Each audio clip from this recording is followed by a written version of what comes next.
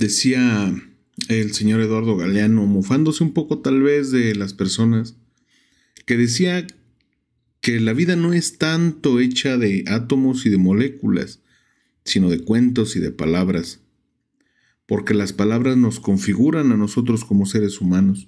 Yo soy fiel creyente de eso. Creo que una buena historia nos puede hacer cambiar. En este caso, hoy les comparto una historia que a mí me contaron cuando era niño. Esta historia habla de un sujeto, aunque hay dos versiones. Una versión es la de una mujer y la otra versión es la del esposo. La versión del esposo era que después de ir a trabajar durante la noche, en horarios largos de trabajo, usaban en aquel entonces las drogas que en aquel entonces se usaban, y una de ellas era el LSD. Al parecer, no era muy accesible, por lo menos no para todos.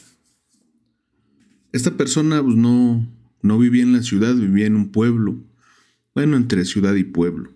Cuando él sale de trabajar, se dirige a su casa. Ya para cuando iba a llegar, había una vereda, justo antes de llegar a su casa.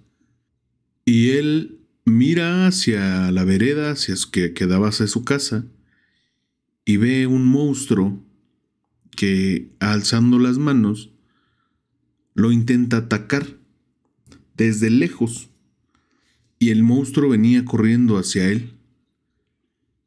Él, temeroso de lo que veía, se agachó, agarró una piedra y la escondió en su espalda.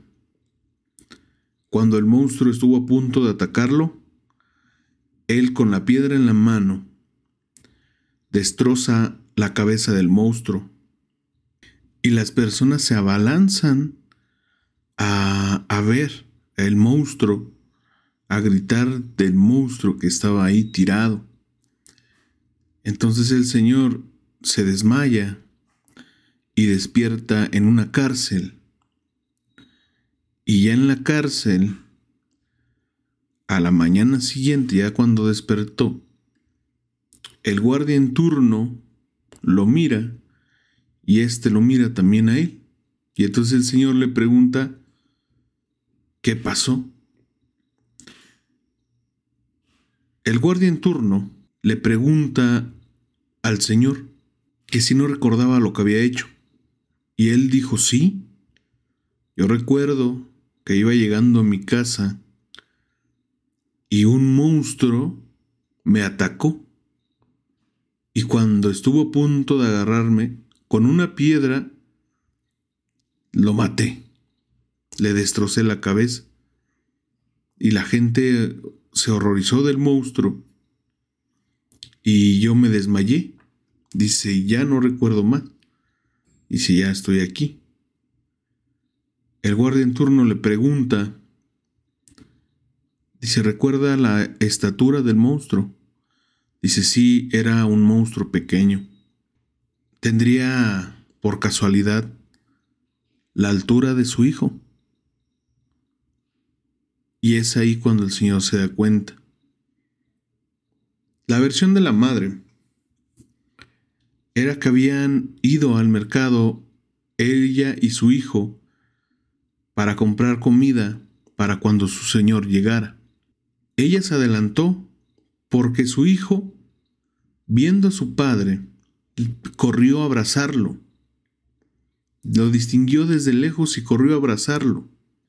Ella se fue a su casa y después, al escuchar los gritos, salió a ver cómo la gente agarraba al señor y lo golpeaban.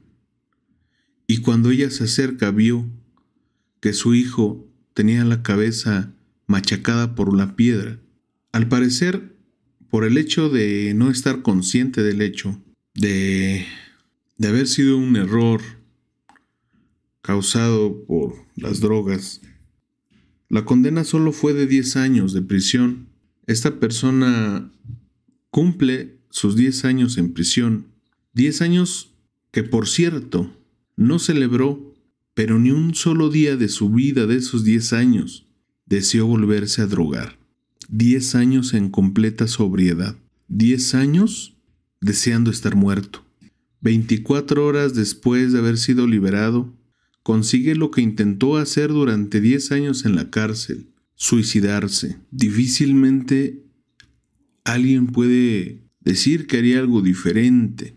Lo único que pasó fue que él quiso jugar a drogarse y él la controlaba las drogas hasta que un día ya no las controló. Jugar a tirarse al vicio es divertido, pero hay que saber hasta cuándo.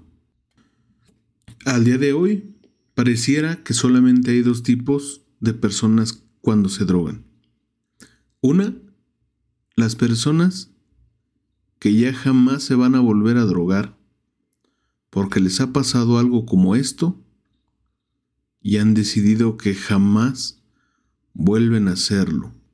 El segundo tipo de persona es a las personas que todavía no les pasa. Esto que les cuento puede ser, o puede que lo tomen como algo crudo, como algo fuerte, pero hay historias mucho más fuertes que esta. Y si crees que necesitas un motivo o un gran motivo para dejar las drogas, no te preocupes. Si sigues usando drogas, pronto tendrás ese motivo. Bienvenidos a este recopilatorio de historias, en donde vamos a tomar las historias de las personas que tomaron la mala decisión de dejarse llevar por sus impulsos en vez de la razón. Filosofía en práctica. Caso 0001, expediente 0001.